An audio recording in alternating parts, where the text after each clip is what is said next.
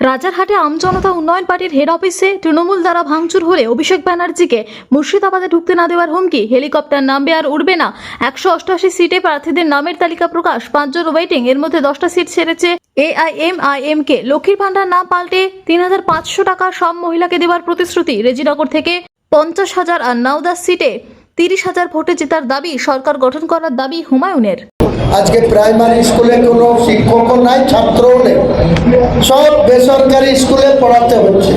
এটাকে আগে আপডেট করব। পাশাপাশি যারা দুর্নীতিতে জেল খেটেছে, রিপিটলি সাপ্লিমেন্টারি চার্জশিট করে আবার অ্যারেস্ট করিয়ে তাদের সাজা দেওয়া হবে। দুর্নীতিকে কোনো প্রশ্রয় দেওয়া হবে না। বাংলার মানুষের অর্থ নিয়ে যারা লুটে পুটে খাবে তাদের কোনো ছাড় দেওয়া হবে না। লক্ষ্মীর ভান্ডারের নাম পরিবর্তন হবে এবং 1,500 আর 1,700 দিচ্ছে, তো এটা 3,500 দেবো সব মহিলা। আমাদের ইস্তাহারে প্রকাশ করবো 28 তারিখে 3,500 প্রত্যেক মহিলাকে। গঙ্গার ব্রিজ একটা করবো ওই রেজিনগরে, যেটা এপার ওপার কাঁদি সাব ডিভিশন, বহরমপুর সাব ডিভিশনের সঙ্গে, নদিয়ার সঙ্গে, বীরভূমের সঙ্গে শর্ট রুট করা। পাশাপাশি লোহাদা ঘাট ব্রিজ, যেটা মমতা ব্যানার্জি করে দেয়নি, 4 বার বলেছিলাম, অনলাইনে মিটিংয়ে বলেছিলাম, থামতে বলেছিল, মালদাতে, মুর্শিদাবাদে করেনি। আমি সরকারে আসার পর 6 মাসের মধ্যে সব কাজ শুরু হবে। লোহাদা ঘাটের ব্রিজও হবে, গঙ্গার উপরেও ব্রিজ হবে, টিয়াঘাটেরও ব্রিজ হবে, আর মুর্শিদাবাদ জেলায় এয়ারপোর্ট হবে।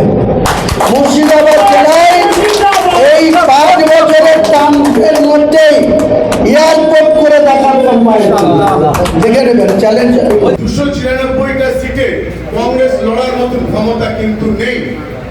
বর্তমান তৃণমূল সরকার আজকে কংগ্রেসের সৈনিকদের যেভাবে মারধর করেছে, পঞ্চায়েত নির্বাচনে যেভাবে আমরা কাঁধে কাঁধ মিলিয়ে লড়াইটা করেছিলাম, সেই জায়গায় কি হয়েছিল শুভঙ্কর সরকার মহাশয়, যিনি রাজ্য সভাপতি, তাকে জানেন না। তাই আজকে আমি কংগ্রেস ছাড়লাম। রাহুল গান্ধীর আদর্শে আমি চলছিলাম, কিন্তু বাংলায় অধীর চৌধুরী, বাংলার যিনি বাদ ছিলেন, তাকে আজকে সরিয়ে দেওয়া হলো। সরিয়ে দিয়ে এমন একজন ব্যক্তি আসলো যে আজকে দিল্লি নিজের চোখে না দেখে তাকে দিল্লিকে এমন ভুল বোঝাচ্ছে এই রাজ্য সভাপতি। তার জন্য আমি আজকে কংগ্রেস ছাড়লাম।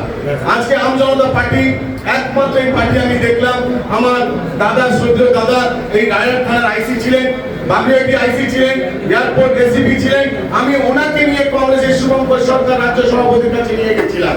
সেখানে কোনো এত ভালো ব্যক্তি, বুদ্ধিমান ব্যক্তি, একজন শিক্ষিত সমাজের ব্যক্তি, তাকে গুরুত্ব দেয়নি। কেন?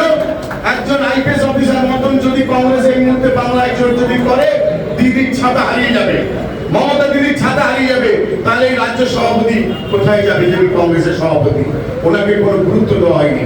উনি দীর্ঘদিন সময় অপেক্ষা করেছেন, করতে করতে আমি ওনার সঙ্গে যোগাযোগ রেখে আমাদের পীরজাদা খোয়াব আমির সাহেব নিয়ে কংগ্রেসে গেছিলেন, আমি এনাকে নিয়ে দিল্লি পর্যন্ত দৌড়েছিলাম, কংগ্রেসে যুক্ত করেছিলাম। দিল্লি থেকে উনি রাজ্য কমিটির দায়িত্ব পেয়েছিলেন, কিন্তু শুভঙ্কর সরকার তাকে উপরে তুলে উনি দল ছেড়ে হুমায়ুন দাসের সাথে চলে এসেছেন। আমিও পীরজাদা সাহেব, আমার পারিবারিক ওনার সাথে সম্পর্ক, দীর্ঘদিনের পরিবারের সাথে সম্পর্ক। উনি যখন আমাকে বললেন, দাদা আমি আপনার কথা শুনে কংগ্রেসে গেছিলাম, কি পেলাম? কি অসম্মানটা না করলো, যেহেতু আমরা মাইনরিটি। দিদি যেমন মাইনরিটিদেরকে দিয়ে অবহেলা করছে, বর্তমান যিনি রাজ্য সভাপতি তিনিও, আমি বলতে চাই যারা এখন কংগ্রেসের মাইনরিটি সংখ্যালঘু ভাইরা আছিলেন, দিদির যে রূপ, বিজেপির যে রূপ, বর্তমান কংগ্রেসের যিনি রাজ্য সভাপতি তিনি সেই রূপ। এখনো পর্যন্ত নাম ঘোষণা করতে পারেনি। তিনি আবার বলছেন 294টা টিকিট দিচ্ছেন কাকে? তৃণমূলে যাদের টিকিট পাচ্ছে না তাদেরকে উনি ডেকে টিকিট দিচ্ছেন, দিদির সঙ্গে সেটিং করে চলেছে। আমাকে রাজনীতি করতে গেলে শুভেন্দুবাবু যতবার সনাতনী করে চিৎকার করবে আর যত মন্দির করার প্রতিযোগিতা করবে মমতা ব্যানার্জি, আমি ততবার এই মুসলমানদের জন্য বলবো, সুকমল বাবুদের জন্য বলবো। কিন্তু আমার মেন ভোট ব্যাংক তো মুসলিম। উনি যদি হিন্দু ভোটটা ভাগ করে নিক না, 100টা সিট আছে মুসলিম নির্ণয়, বাকি 194টা আছে। মমতা ব্যানার্জি এত মন্দির করেছে, এত 1,10,000 করে দিচ্ছে, তো 148 সে যেত, তাহলেই তো শুভেন্দু আটকে যাবে। তো শুধু বলছে যে আমি ছাড়া বিজেপিকে কেউ আটকাতে পারবে না। তো কে বেশি বড় হিন্দু প্রমাণ হোক না এই নির্বাচনে 2026-এ। আমরা বলছি আমরা 100-র বেশি বিধায়ক নিয়ে 4ঠা মে কলকাতায় আসব। আপনাদেরকে পেট ভরে কলকাতার না মুর্শিদাবাদের পান্তাওয়া খাওয়াবো, গাড়ি ভর্তি করে নিয়ে আসবো মুর্শিদাবাদ। আমরা কিন্তু অনেক অত্যাচারিত, অনেক পুলিশ প্রশাসনের চোখ লাগানি, অনেক মিথ্যা মামলা এখনো টানা। এই প্রশাসনের এখন যিনি প্রিন্সিপাল সেক্রেটারি আছেন পারভেজ আহমেদ সিদ্দিক, এনার বাড়ি লখনৌ, ইনি এখন খাদ্য দপ্তরের প্রিন্সিপাল সেক্রেটারি। 2008-9 সালে উনি মুর্শিদাবাদ জেলার জেলা শাসক ছিলেন। আর ডক্টর ভরতলাল মিনা তিনি মুর্শিদাবাদ জেলার এসপি ছিলেন। আমাকে একটা ঐকত্যপূর্ণ কথা বলেছিল এই মানে পারভেজ আহমেদ সিদ্দিক।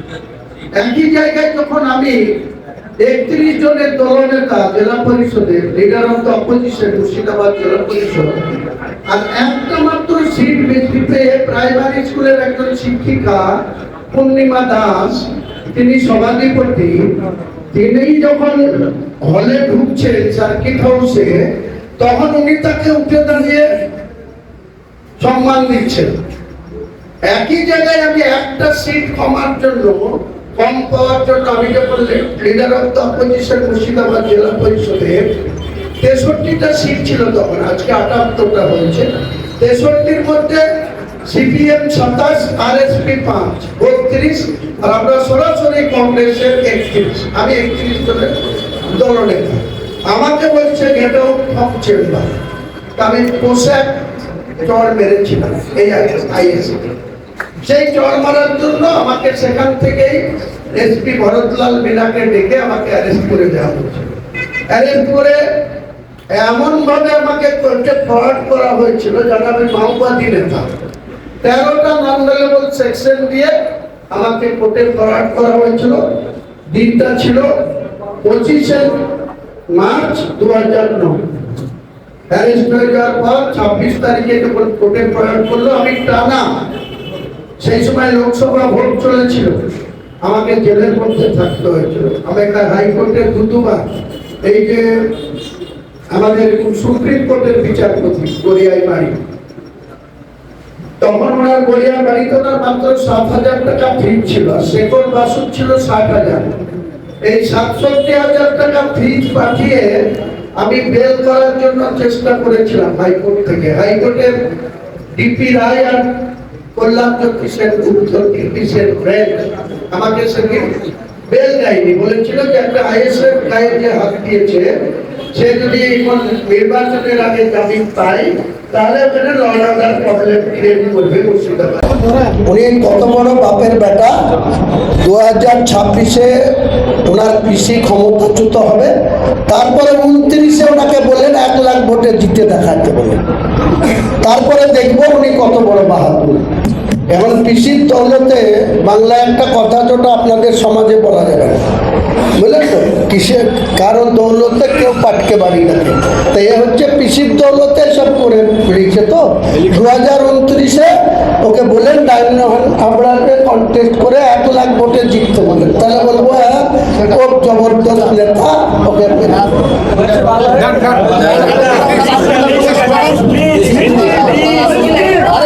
আমাদের লিস্টটা, আমাদের যে 2026-এর 18তম বিধানসভার যারা আমাদের জেওপি এবং আমাদের মিম যে টোটাল কন্টেস্ট করবে, তার মধ্যে মিমের প্রার্থীটা আমাদের এখানে সব মিমের নামে রেখে দেওয়া হচ্ছে, প্রার্থী তালিকা উনি করবেন।